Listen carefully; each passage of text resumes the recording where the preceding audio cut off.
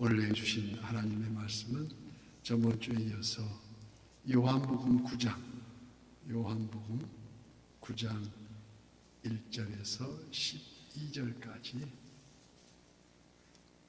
교독하고 마지막 절은 합독합니다. 예수께서 길을 가실 때에 날 때부터 맹인된 사람을 보신지라. 제자들이 물어 이르되 라삐어, 이 사람이 맹인으로 난 것이 누구의 죄입니까? 그의 죄입니까? 예수께서 대답하시되 이 사람이나 그 부모의 죄로 인한 것이 아니라 그에게서 하나님이 하시는 일을 나타내고자 하심이라. 때가 아직 낮음에 나를 보내신 이 일을 우리가 하여야 하리라. 밤이 오리니 그때는 아무도 일할 수 없느니라.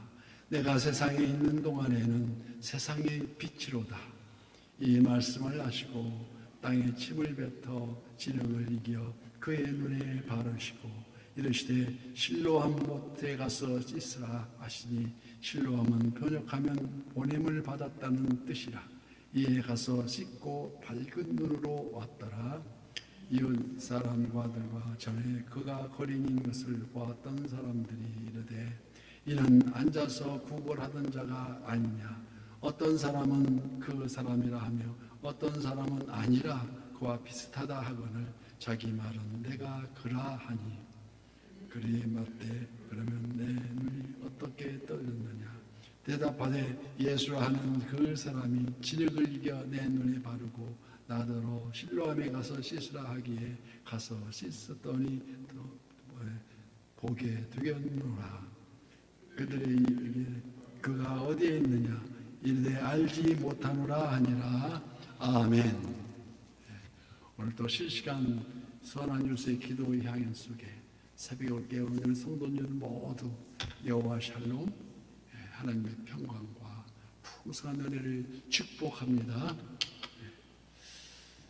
흔히들 인생을 항해에 비유합니다. 바다에 배를 띄워서 가는 항해에 비유하는데 그 항해의 여정은 늘 잔잔한 바다 위로 가르고 지나지 않고 잔잔한 바다가 아니고 때로는 거센 풍랑이 밀려와 전복들 유혹에 처하기도 하고 험한 풍랑에 시달리기도 합니다. 왜 인생의 항해는 순탄치 못하고 밀려오는 거센 풍랑의 휘청일까요? 이에 대하여 의인 욥에게 닥친 재앙의 원인을 욥이 저지른 죄악 때문이라고 주장하는 친구들과 끝까지 결백을 주장하는 욕과의 설전이 벌어집니다. 그러나 내가 가는 길을 그가 아시나니 그가 나를 살려나신 후에는 내가 순금같이 나오리라는 욥의 신앙 고백을 우리는 기억하여야 합니다. 오늘 본문의 요한복음에 전하는 7개의 표적 중에 6번째로 나면서부터 맹인으로 태어난 그 자를 볼 수 있게 고쳐주신 말씀입니다. 요한복음이 이적과 기적이라는 그 단어 대신에 유달리 표적이라고 표현하는 그 눈에 보이지 않는 그 현상의 그 일보다는 눈 건너편에 그 본질이 더 중요하다는 것을 깨닫기 위함이라고 말합니다.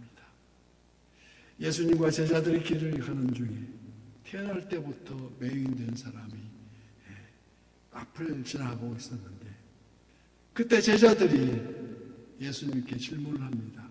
2절 말씀 제자들이 물어 이르되 라삐여, 이 사람이 맹인으로 난 것이 누구의 죄로 인함이니까? 자기니까? 그의 부모니까? 제자들은 이 자가 맹인으로 태어나게 된 그 원인이 죄 때문이라고 생각했습니다. 당시 유대인의 사고방식으로는 하나님께서는 아무 이유 없이 고난을 주지 않으시며 모든 고난은 그 사람이 죄로 말미암아 인과응보 사상과 비슷해서 따라서 제자들 역시 그 자가 맹인으로 태어난 것은 분명 죄 때문이라는 걸 의심치 않았다는 것입니다. 그런데 그에 따른 의문은 과연 누구로부터 인함인지가 궁금했던 것입니다.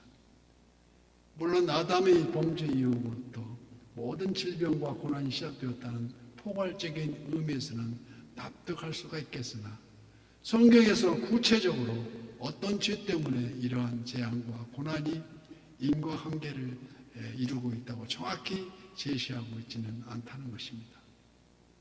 물론 죄로 인한 고난은 성경에서 많이 나타나 있습니다. 사사기의 경우에서도 이스라엘이 범죄함으로 하나님께서는 이방 국가들을 사용하여 이들을 벌하셨습니다. 일종의 아버지가 아들을 훈계하려는 초달이라고도 할 수 있었다는 것입니다. 출애굽기 34장과 민수기 14장에서도 아버지의 악행을 자손 3, 4대까지 보응하리라는 말씀이 있지만 이 말씀만으로는 무슨 고난과 무슨 불행의 원인이 때문이다라고 적용할 수는 없다는 것입니다. 이 맹인의 경우에도 평소 내가 무슨 죄를 지었기에 또 우리 조상이 어떤 죄악을 저질렀기에 이처럼 아무것도 보지 못하는 맹인으로 태어나서 구걸을 하며 연명하고 있다는 말인가 하고 원망도 아주 자기 탓을 하고 있을지도 몰랐습니다. 그는 그날도 어느 때처럼 거리에서 구걸을 하고 있었는데 문득 자신이 맹인된 것에 대하여 제자들과 대화를 나누고 있는 주님의 음성을 들었던 것입니다. 또 그 질문에 대한 예수님의 말씀에 놀라지 않을 수가 없었다는 것입니다. 오늘 본문 3절 말씀에 예수께서 대답하시되 이 사람이나 그 부모의 죄로 인한 것이 아니라 그에게서 하나님이 하시는 일을 나타내고자 하심이라. 이 말씀은 곧 이제껏 절망에 그르러 있던 이 맹인에게 한 줄기 소망의 빛으로 다가오는 획기적인 말씀이었다는 것입니다. 이어서 4절 말씀과 같이 때가 아직 낮임에 나를 보내신 이의 일을 우리가 하여야 하리라. 밤이 오리니 그때는 아무도 일할 수 없느니라. 내가 세상에 있는 동안에는 세상의 빛이로라. 지금 이 맹인에 대한 저 절망과 앞을 보지 못하는 캄캄한 현실이 예수님으로 하여금 결코 어두운 밤이 아니라는 것입니다. 희망과 소망으로 가득한 내가 세상에 있는 동안에는 세상의 빛이라 말씀하신 우리 주님께서는 나는 세상의 빛이니 나를 따르는 자는 어둠에 다니지 아니하고 생명의 빛을 얻으리라고 말씀했던 것입니다. 예수님이 빛으로 임하시는 그 세상은 현실이 아무리 힘들고 고통스러워도 머지않아서 빛으로 가득한 낯이 약속되어 있다는 것입니다. 6절 말씀, 이 말씀을 하시고 땅에 침을 뱉어 진흙을 이겨 그의 눈에 바르시고 이르시되 실로암 목가에 가서 씻으라 하시니 실로암은 번역하면 보냄을 받았다는 뜻이라. 이에 가서 씻고 밝은 눈으로 왔더라. 실로암 보냄을 받은 자, 예수님께로부터 보냄을 받은 맹인이 예수님의 말씀대로 보내심을 받아서 신뢰하면서 말씀에 순종할 때 비로소 광명을 찾게 되어 세상 만물을 보게 될 수 있는 이 얼마나 기뻐했을까요? 사도 요한은 이 맹인이 눈을 뜨게 되는 것이 기적임에 분명하는 것을 기적이라 또는 이적이라 표현하지 않고 16절 강조했듯이 표적이라고 말씀합니다. 강조합니다. 이런 실로 이 맹인이 눈을 뜨게 된 표적을 그를 통해서 우리가 처한 상황이 비록 어두운 밤처럼 캄캄해 보일지라도 빛으로 임하시는 말씀에 순종할 때 비로소 그 너머에 있는 희망과 소망의 빛을 약속하시고 계시다는 것입니다. 낮은 대로 임하소서의 저자 안요한 목사님이 계십니다. 그는 37세 때부터 중도 실명하게 된 분입니다.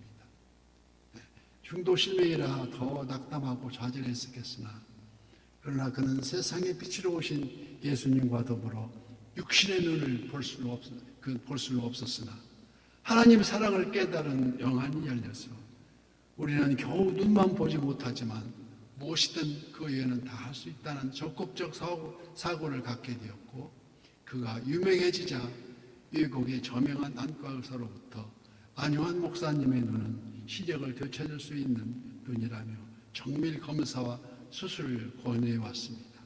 그러나 안요한 목사님은 극구 맑은 하늘과 사랑하는 가족들을 보고 싶은 마음은 간절하지만 항상 낮은 곳에 거한 것을 거하라고 명하신 하나님의 명령, 그런 명령으로 알았기에 그 소명에 순종하려면 이 교환수술은 유혹일 뿐, 단 유혹에 비를 바에 따를 뿐, 우리가 그 소명에 순종해야 한다는 것을 제3 기도 중에 깨닫게 되었고, 항상 낮은 곳에 거할 것을 명하신 하나님의 명령, 그 소명에 순종하려면 이 계한수술은 바로 유혹일 뿐, 맹인 선교를 위해서는 다시 보기를 거절했다는 것입니다. 그리고 끝까지 맹인 선교를 위해서 그는 이렇게 고백합니다. 인간은 누구나 자기 몫의 고통을 지니고 살아가는 존재이지만 예수 그리스도 안에 있으마니 그 안에서만이 그 무거운 짐을 벗고 자유로워질 수 있느라고 강조하고 있었던 것입니다. 이는 바로 우리가 지고 가야 할 십자가를 뜻합니다. 언제부터인가 내 자신을 돌아보며 진정 나 자신은 내 눈에 들보는 보지 못하고 상대의 눈 안에 작은 티만을 탓하고 있지는 않았었는가, 이 시간 생각해 보자는 것입니다. 진정 돌이키는 회개에 합당한 열매를 맺어야 되겠고, 빛으로 오신 주님 말씀에 어둠을 넘어 그 건너에 있는 희망과 그 소망의 빛으로, 이는 마치 시냇가에 심은 나무가 씨를 쫓아 과실을 맺은 것 같이 우리 선한 요새의 모든 지체가 다 드시기를 예수님 이름으로 축복합니다.